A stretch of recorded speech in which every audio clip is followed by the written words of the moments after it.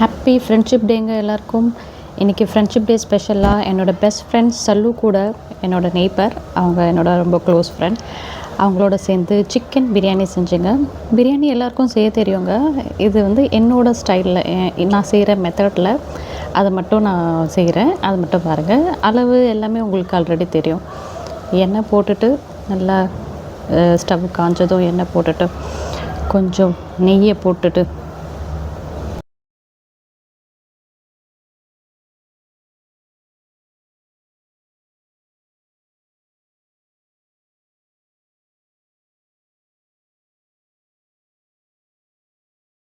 நல்லா ஹீட் ஆனதும் அடுத்து நம்ம வச்சுருக்கிற பட்டை, கிராம்பு, ஏலக்காய் போட்டு அது நல்லா வெடிக்கிற வரைக்கும் கொஞ்சம் வெயிட் பண்ணுவோம்.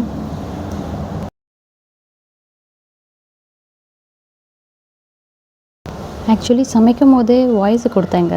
என்னாச்சுன்னா பேக்ரவுண்டில் என் பொண்ணு ரொம்ப கத்திகிட்டே இருந்தா, அதனால் அதை கட் பண்ணிட்டு நான் மறுபடியும் வாய்ஸ் கொடுத்தேன். அடுத்து நம்ம வந்து வெங்காயம் போடணும். வெங்காயம் வந்து கொஞ்சம் இந்த மாதிரி வெட்டியிருந்தால் கரெக்டாக இருக்கும். பிரியாணிக்கு இப்படி தான் போடணும். ஸோ நான்வெஜ்க்கு பார்த்திங்கன்னா, பிரியாணி ஆகட்டும் எந்த நான்வெஜ்க்காகட்டும், நல்லா வெங்காயம் தக்காளி நிறைய போட்டால் தான் அந்த மசாலா நல்லா கொடுக்கும், டேஸ்ட்டு வரும். அந்த மசாலாவே வந்து வெங்காயம் தக்காளி தான் மெயின் இன்க்ரீடியண்ட்டு எந்த நான்வெஜ்க்காக இருந்தாலும். ஸோ நல்லா வெங்காயம் ப்ரௌனாக ஆகிற வரைக்கும் கொஞ்சம் வதக்கிட்டே இருப்போம்.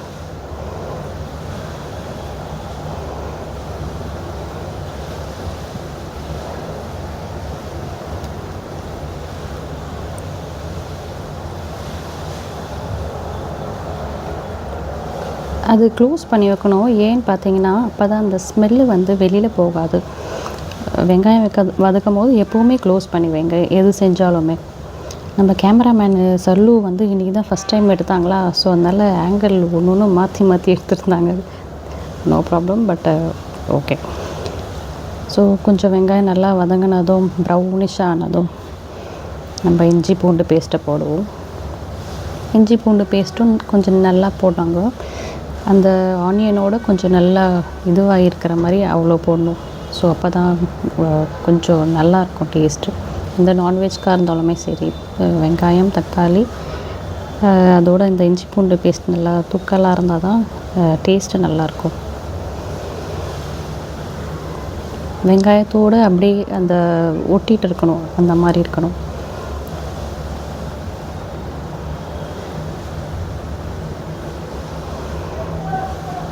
கொஞ்சம் நல்லா வதங்கினா தான் அது இதுவாக இருக்கும், பச்சை வாசனை போகும்.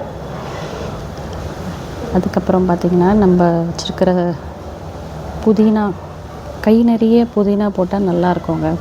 கொஞ்சமாகலாம் புதினா போட்டால் நல்லா இருக்காது. ஒரு ஹேண்ட்ஃபுல் ஆஃப் புதினா, கொத்தமல்லி, நான் 3 பச்சை மிளகா தாங்க போட்டேன்.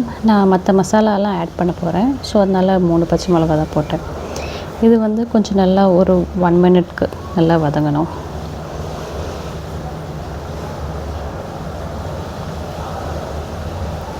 குக்கர் ரொம்ப பெருசாகிடுச்சின்னு நினைக்கிறேன். ரொம்ப டீப்பாக கரெக்டாக தெரியல. அது 1 மினிட் வதங்கினதும் நம்ம சிக்கனை போட்டுடலாம்.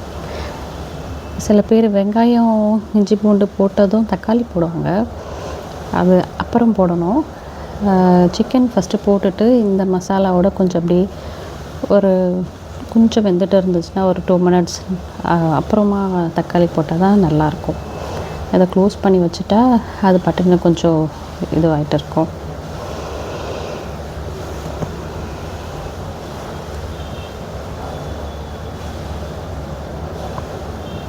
இதுலேயே நம்ம மஞ்சள் ஆட் பண்ணிடலாம்.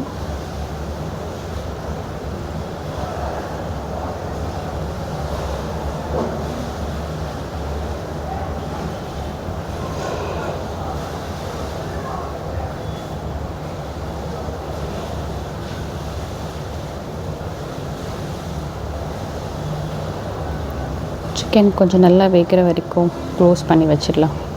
என் பொண்ணு இப்படி தாங்க பண்ணுவா.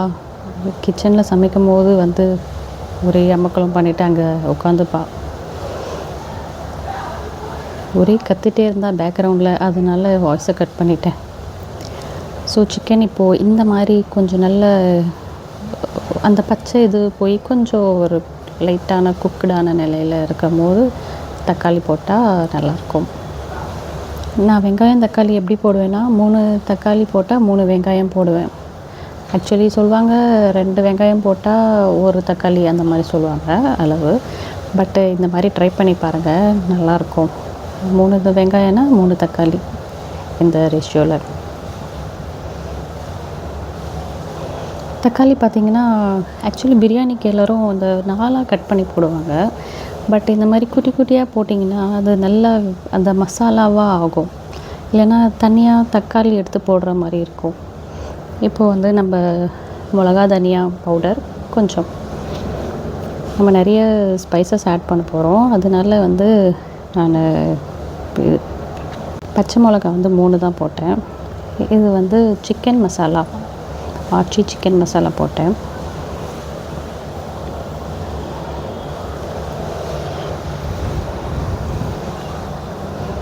பிரியாணி மசாலா கொஞ்சம்,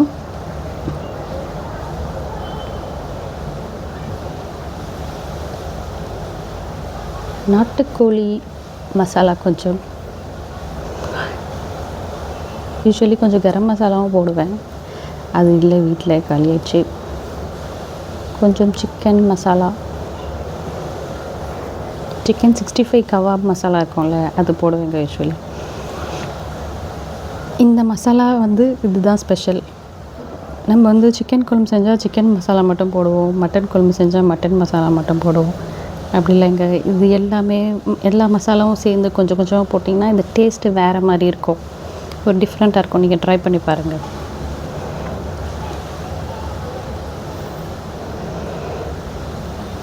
இது நல்லா ஆயில் கொஞ்சம் மேலே வர மாதிரி அந்த மசாலாவை குக் பண்ணணும், இப்போ தான் நல்லாயிருக்கும். ஆயில் கொஞ்சம் மேலே வந்திருக்கு பாருங்கள்.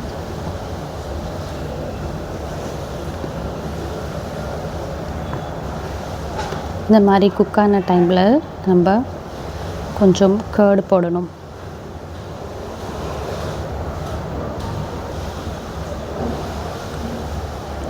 என்கிட்ட அமுல் கர்டு இருந்தது, ஸோ அதுக்கு கொஞ்சம் போட்டேன். இந்த அளவுக்கு கர்டு போட்டால் போதும்.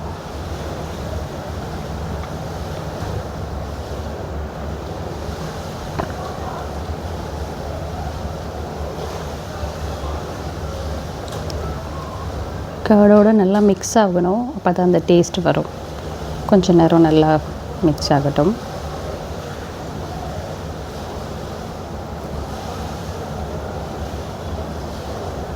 ஸோ கொஞ்சம் லெமன் ஜூஸ், லெமனும் போட்டால் தான் பிரியாணிக்கு அந்த புளிப்பு, காரம், உப்பு எல்லாமே சேர்ந்து இருக்கிற மாதிரி இருக்கும். இது தாங்க ஒரு ஸ்பெஷல். இது திண்டுக்கல் பிரியாணி கிட்டு. இதில் பார்த்திங்கன்னா அரிசி தனியாக இருக்கும், அது பேஸ்ட்டு தனியாக இருக்கும், எண்ணெய் தனியாக இருக்கும், நீங்கள் வாங்கியிருப்பீங்க. இதில் பார்த்திங்கன்னா நான் போட போகிறது ஒன்லி, இப்போ உப்பு கொஞ்சம் போட்டுட்றேன், உப்பு போட மறந்துட்டேங்க, இப்போ போடுறேன். அதுக்கப்புறம் பார்த்திங்கன்னா இந்த பேஸ்ட்டு மட்டும்தான் நம்ம போட போகிறோம். அதில் இருக்கிற ரைஸு போடல, நான் ஆல்ரெடி பாஸ்மதி ரைஸ் ஊற வச்சுருக்கிறேன். ஸோ அந்த பேஸ்ட் மட்டும் ஆட் பண்ணுங்கள். இதுதான் அந்த ஸ்பெஷலான இது, அந்த மசாலாஸ் அப்புறம் இந்த பேஸ்ட்டு, இதுதான் வந்து பிரியாணியை டேஸ்ட்டு நல்லா கொடுக்கும். யூஸ்வலி யாரும் அது நம்ம வீட்டு மசாலாவோடு இது ஆட் பண்ண மாட்டாங்க. நான் வந்து வீட்டு மசாலாவை சேர்த்து இதுவும் ஆட் பண்ணுவேன். இது டேஸ்ட் கொஞ்சம் கூட கொடுக்கும். இது ஒரு தடவை நீங்கள் கண்டிப்பாக ட்ரை பண்ணி பாருங்கள். இப்போது அரிசி போட்டுடலாம். யூஸ்வலி வந்து தண்ணி போட்டுட்டு அதுக்கப்புறமா அது நல்லா கொதி வந்ததும் அரிசி போடுவாங்க. நான் வந்து அரிசி போட்டுட்டு, நான் வந்து அளவு எடுத்து போட மாட்டேன், ஜென்ரலாக அப்படியே தண்ணி போடுவேன்.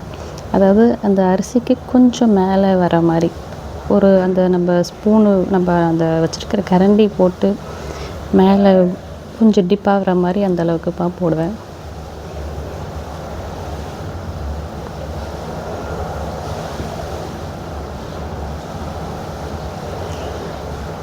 ஸோ கொஞ்சம் கரண்டி உள்ளே போகிற மாதிரி பார்த்தீங்களா. ஸோ அது கொஞ்சம் கொதியானதும் இந்த மாதிரி ஆகிட்டு நம்ம வந்து குக்கரை க்ளோஸ் பண்ணிடலாம். 2 விசில் ஆனதும் பிரியாணி ரெடி. பார்த்தீங்களா, செம்ம டேஸ்ட்டாக இருக்குங்க. ஒரு தடவை ட்ரை பண்ணி பாருங்கள். இதோட ஆனியன் சட்னி கண்டிப்பாக ட்ரை